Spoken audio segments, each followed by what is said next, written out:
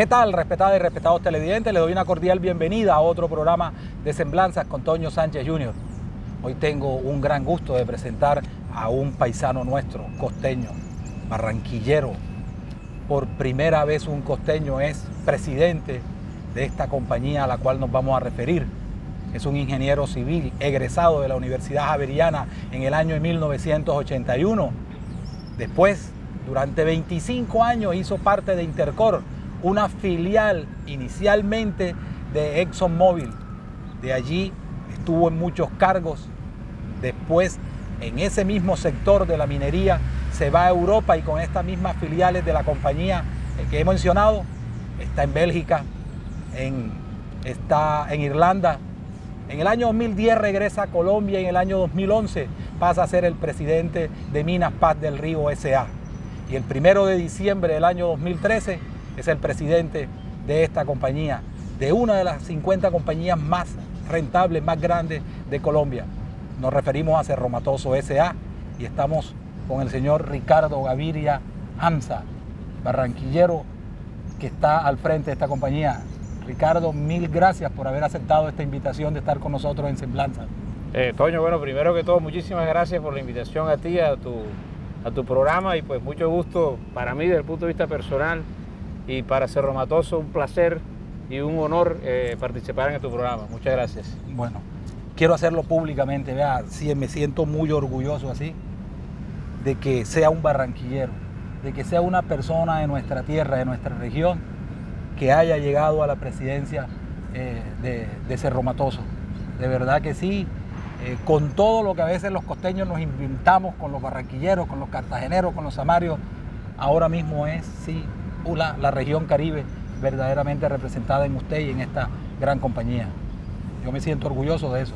Muchas gracias Toño, y de verdad para mí ha sido un placer volver a la costa, a pesar de pues que trabajé muchísimos años en La Guajira y pues estuve, como tú me lo mencionaste, en Europa por más de 10 años. Pues volví a Colombia a vincularme con Minas Paz del Río, pues en Boyacá y en una zona bien interesante, pero contento de verdad de volver a trabajar aquí en la costa, de donde soy yo y donde me siento muy a gusto. En 1981 usted termina ingeniería en la Universidad Javeriana. 1982, un 20 de junio, nace esta compañía.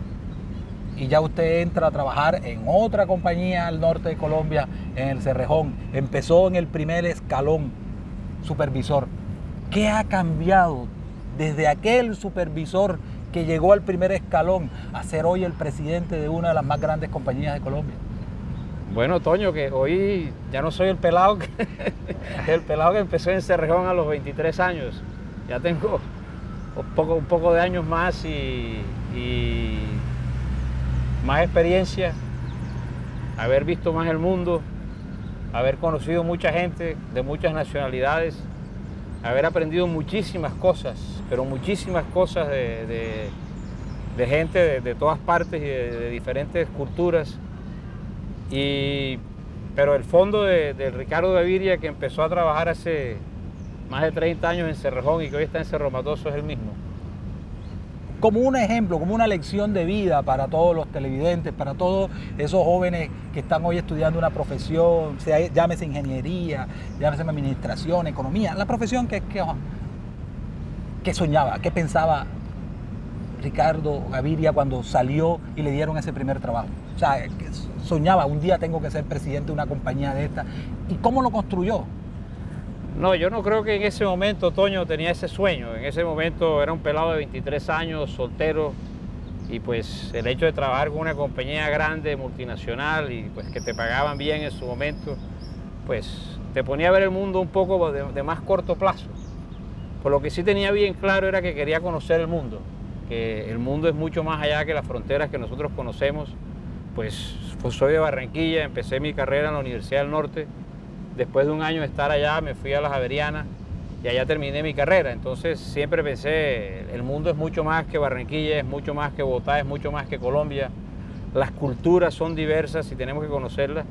Y de pronto algo que no mencionaste, mi mamá es de Praga, es de la antigua Checoslovaquia. Entonces el hecho de tener esa madre, pues Yo creo que eso influyó de una buena forma, que había que conocer el mundo y verlo diferente. Entonces yo creo que a través de eso fue que me fui formando y fui creciendo profesionalmente en las corporaciones y en las compañías donde estaba. Y otro elemento también que vale la pena mencionar: mi papá no es costeño, mi papá era bogotano, ya murió hace 14 años, y él pues se trasladó de Bogotá a Barranquilla y allá ejerció su carrera profesional como médico por más de 30 años. Entonces esas dos combinaciones yo creo que ayudaron a que yo me formara pensando en que tenía que ver el mundo mucho más allá de lo que veían los ojos. Entonces yo creo que eso fue lo que hizo que se diera el camino y se pavimentara el camino donde hoy estamos. Pero no, a los 23 años no tenía en la cabeza que quería ser presidente de una compañía grande. ¿Qué primera lección deja ese mundo cuando uno sale de esa frontera y uno piensa que Colombia no es hasta el Cabo de la Vela, que Barranquilla no es hasta los límites con Cartagena? Se requiere mucha humildad para uno aceptar de que en otras partes el mundo es diferente y el mundo es más grande desde el punto de vista de pensamiento, porque nosotros somos un país grande, un país rico, y tenemos todas las capacidades para hacer muchas cosas, pero cuando tú vas a Europa, cuando vas a los Estados Unidos, cuando viajas por el Medio Oriente, desde el punto de vista de negocio, no desde el punto de vista de paseo, sino de negocios, que esa oportunidad la tuve, empiezas a ver que cada cultura tiene un valor que tú puedes, y unos valores y una fortaleza que tú puedes ir incorporando a tu vida personal y que te empiezan a dar una dimensión más grande y te hacen mucho más flexible en la vida laboral. Yo le digo aquí a mis colegas de Cerro, digo, mire, yo no estoy aquí por ser más inteligente que ustedes. No, porque yo no soy más inteligente que el resto, simplemente tuve la oportunidad de ver el mundo, de conocerlo, de cuestionarlo, porque hay que cuestionar el mundo, hay que cuestionar las cosas que están sucediendo, y por eso estoy aquí. Y hoy pues en Cerro estamos en una situación interesante, con unos retos bien retadores, donde tenemos que cuestionar las cosas, y yo creo que a punto de estar cuestionando las cosas por ese hecho de haber estado expuesto, pues yo creo que me está permitiendo aquí hacer la tarea que creo que tenemos que hacerla bien con la compañía de todos mis colegas.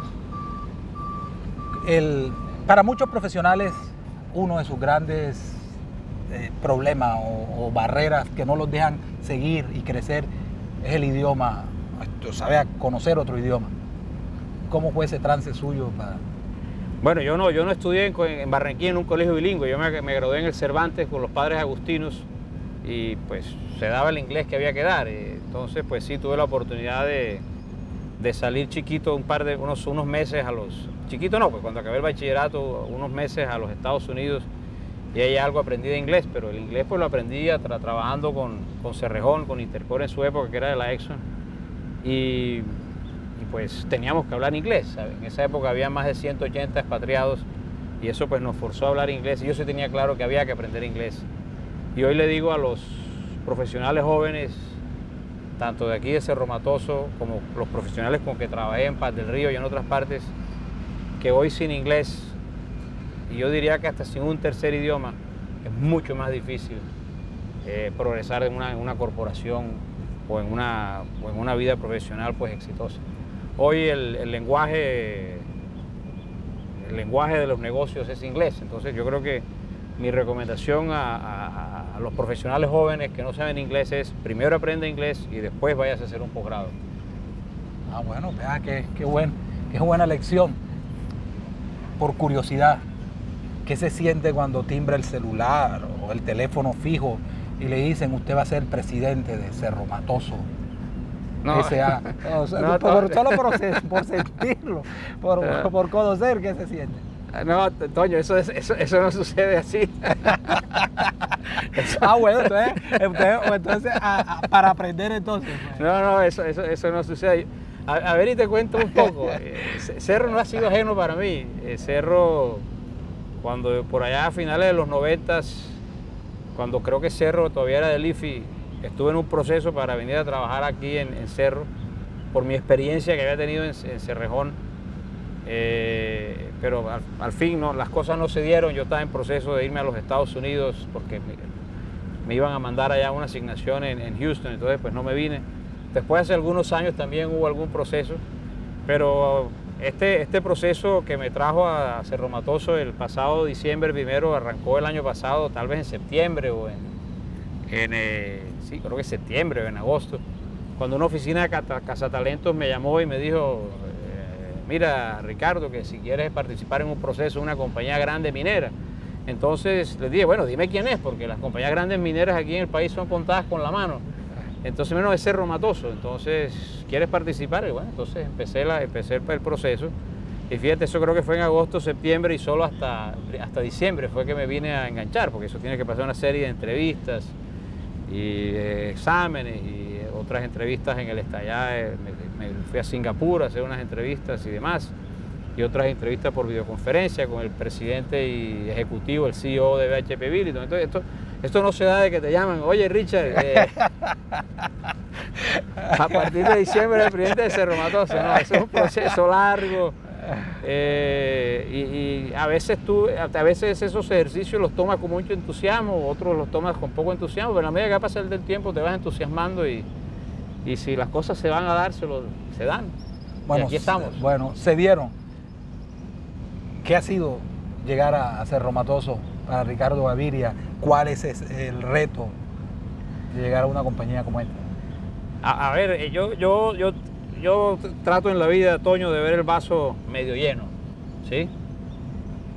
Lo primero que me encontré en Cerro es un grupo humano de altísima calidad, o sea, un grupo humano donde hay camaradería, hay familiaridad, es un grupo humano que trabaja de una manera muy armoniosa.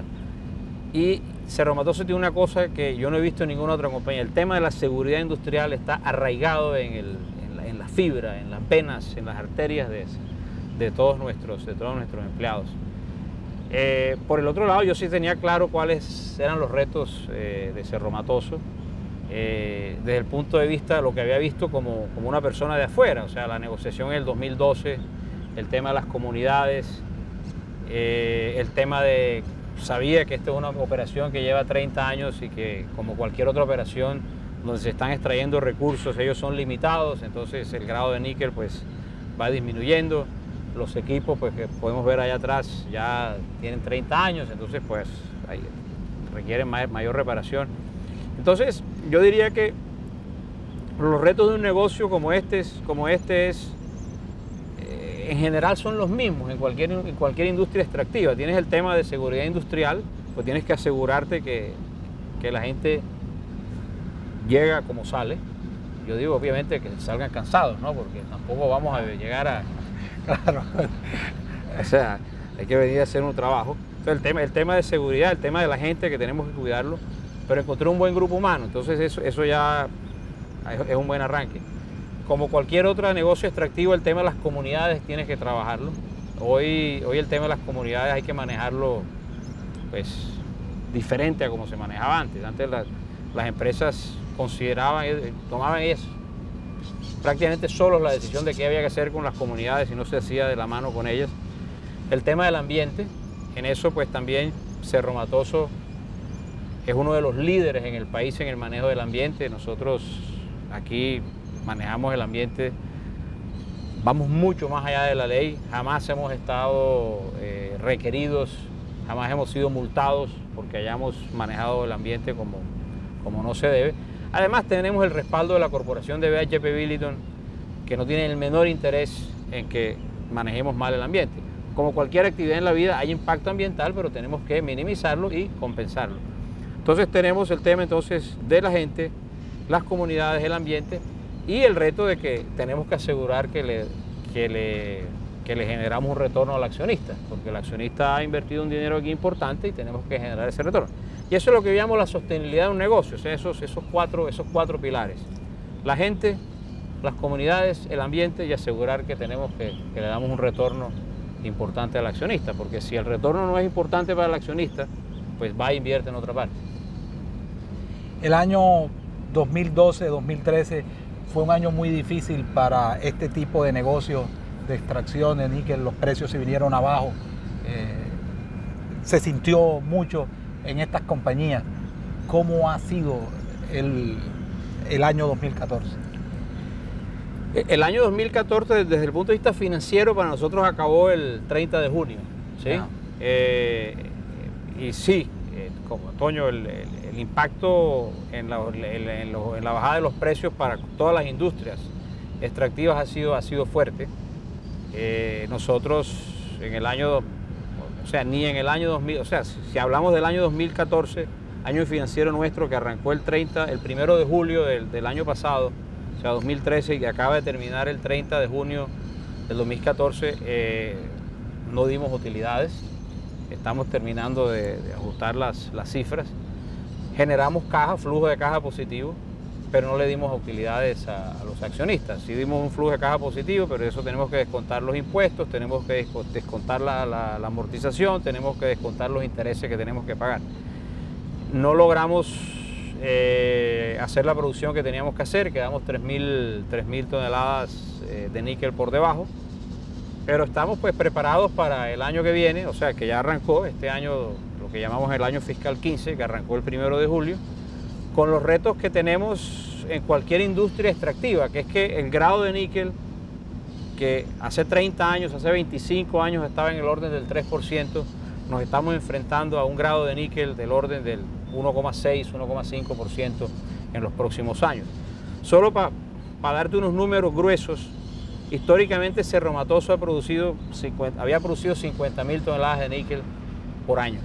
En los próximos 4 años vamos a estar produciendo 40.000 toneladas de níquel, o sea, eso es 20% menos, ¿sí? Y los costos fijos de esta planta son altos. Aquí tenemos unos costos de energía altísimos, unos costos de gas altísimos, y las reparaciones hoy pues nos cuestan un dinero mucho más alto que en el pasado, pues porque el equipo pues ya se está envejeciendo. Entonces ese reto de asegurar la sostenibilidad de la compañía desde el punto de vista financiero, yo diría que hoy es uno de los retos más grandes. Y el segundo reto es, y no lo digo en orden, simplemente los dos retos grandes que tenemos es ese desde el punto de vista financiero, y asegurar que manejamos de manera diferente y armonizamos con las comunidades y con los grupos de interés diferente a como lo hacíamos en el pasado. En Cerro Matoso en el pasado fuimos muy tímidos en hablar con los medios, fuimos muy tímidos en contar las cosas que hacíamos. Nosotros tenemos unos programas de inversión social que son de mostrar, pero lo sabemos solo nosotros, y estas cosas tenemos que mostrarlas. Ingeniero, vamos a ir a una corta pausa comercial y después vamos a hablar de ese tema, de comunidades y de medio ambiente. Ya regresamos.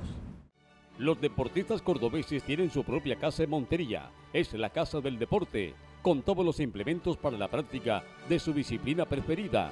Uniformes de equipos nacionales e internacionales, los originales, marcas exclusivas, además balones, trofeos, medallería y mucho más. La Casa del Deporte, venta y exhibición, en pleno centro de la capital cordobesa, calle 32 con segunda, la Casa del Deporte. Casa del Deporte en Barranquilla, Casa del Deporte en Cartagena, Capi Deportes en Santa Marta. Con Factor presta protección y seguridad social, con programas especiales para todas las edades. Con Factor protege a su gente, subsidiando a las familias, fomentando la cultura, el deporte y el turismo. Con Factor tienes vivienda, capacitación y formación. Con Factor tienes salud, educación y recreación. Con Factor siempre a tu lado. Vigilado Supersubsidio.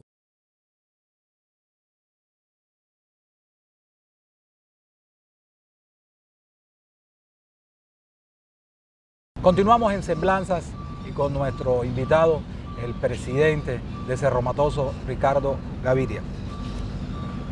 Quiero iniciar este tema de hablar de comunidad, de hablar del manejo con todas esas poblaciones que están alrededor de estos grandes proyectos, con esta pregunta.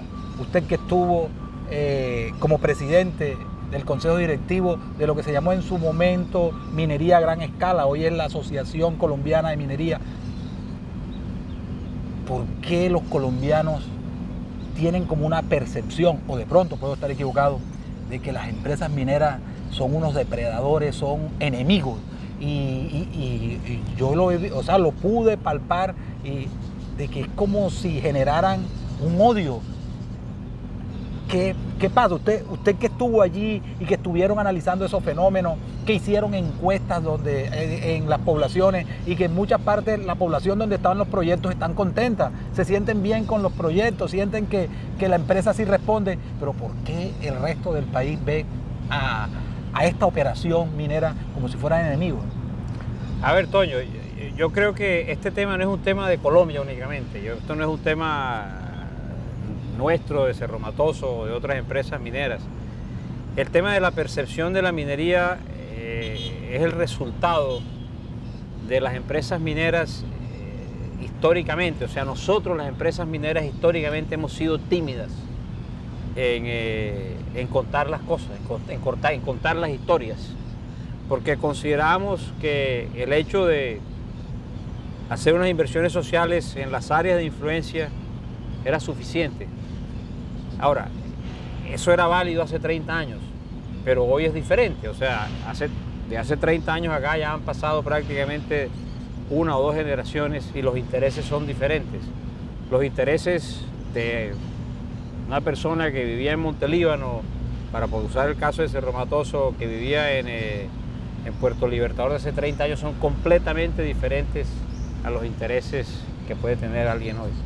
Y esto entonces, volviendo al principio de la respuesta, es una situación de las empresas mineras haber sido siempre tímidas en contar las cosas buenas que hacían. Yo creo que la primera empresa que lo hizo en el país de una manera más abierta es una de las empresas carboneras grandes. Y nosotros, en el caso particular de Cerro, históricamente hemos invertido en temas sociales unos montos importantes. Y como tú lo dices, o sea, tú vienes aquí a la zona de Montelíbano, ves las cosas. Si tú te vas a La Guajira, antes de que llegara Cerrejón, y no es porque Cerrejón lo hizo, La Guajira, cuando llegó Cerrejón, era uno de los departamentos que menos vías pavimentadas tenía por habitante. Hoy el número está altísimo, pero esos números no se conocen. ¿Por qué? Porque las empresas mineras simplemente no comunicábamos.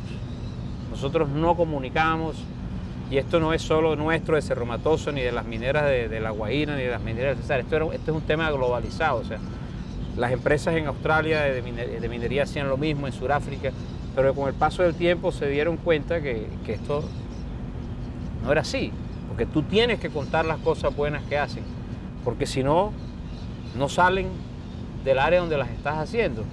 Y obviamente pues hay unos grupos que tienen unos intereses diferentes o que ven el mundo diferente y consideran pues que la minería no es un negocio adecuado para el país porque tiene X y Y impacto, pero cualquier actividad que uno haga tiene impacto. Y sin minería no vamos a poder vivir, o sea, porque sin minería no tenemos cómo tener acero, o sea que no habrían carros, no tenemos cómo tener las cámaras que tienes acá, porque eso se requiere una serie de metales para hacer las aleaciones, no tendríamos vidrio, porque para hacer vidrio se requiere sílice. Entonces, eso para poner un ejemplo sencillo, o sea, las mujeres no podrían tener sus joyas porque pues esas son de oro y son de plata, entonces, eso para poner un ejemplo mucho más pragmático. Entonces, de nuevo, el tema de las comunidades y de la percepción. Las percepciones al final son las realidades de uno, o sea, la percepción tuya es tu realidad, mi percepción es mi realidad, pero yo tengo que ver cómo le cambio la percepción a mis grupos de interés mostrando las cosas que yo hago. Y las empresas mineras que hacemos las cosas bien, que siempre las hemos hecho bien, que hemos sido aliadas del desarrollo del país, tenemos que mostrar eso. Y hemos hecho el cambio, o sea, algunas empresas han iniciado antes, en el caso nuestro, pues es clarísimo, nosotros solo hace un año o un año largo tenemos un vicepresidente de Asuntos Externos con Liliana, quien es nuestra gerenta de comunicaciones. Hemos hecho unos ejercicios y unas visitas para traer periodistas aquí a la planta y a la mina, y esto es la primera vez que lo hacemos desde que estamos operando, y eso lo hicimos el mes pasado. El otro día había un reportaje que le hicieron a Luis Marulanda, quien es nuestro vicepresidente de Asuntos Externos en La Piragua, que es una de las emisoras de aquí locales, y el periodista le decía: muchas gracias, doctor Marulanda, esta es la primera vez que un alto ejecutivo de Cerro Matoso habla con nosotros y se presta para hacer un programa en el radio. Entonces, históricamente hemos sido tímidos, entonces tenemos que dejar la timidez, pero por otro lado tenemos que ser humildes, porque tenemos que ser humildes para aceptar y decirle al público en general, decirle a los grupos de interés que hemos cometido errores y que los vamos a corregir. Porque como cualquier negocio, o sea, tú ves esta planta aquí, donde tenemos 1.100 empleados, más los contratistas, a veces las cosas fallan, queremos que no fallen, pero cuando fallan tenemos que tener la humildad para reconocer que nos equivocamos y explicarle al público y a los grupos de interés que lo vamos a corregir de la mejor manera. ¿Sí se puede hacer minería responsable en Colombia? Sí, claro. Aquí tienes un ejemplo. Aquí tienes un ejemplo, y no quiero hablar de otras compañías, pero en otras compañías que conozco también se hace minería responsable. Pero definitivamente sí se puede. Lo hacen los australianos, lo hacen los surafricanos, lo hacen los americanos, lo hacen los canadienses, lo están haciendo en Chile. Y mira cómo va Chile, mira cómo va Perú haciendo minería responsable. Y son países que a través del negocio de la minería tienen un componente importante, altísimo en el Producto Interno Bruto, y pues el nivel de vida y las diferencias que hay entre las sociedades se empiezan a reducir. Y definitivamente sí se puede hacer minería, no solo que sí se puede, se ha hecho y se está haciendo. El tiempo es aquí nuestro dictador. Vamos a dejar el programa en esta primera parte hasta aquí, y el próximo sábado continuamos con el presidente de Cerro Matoso.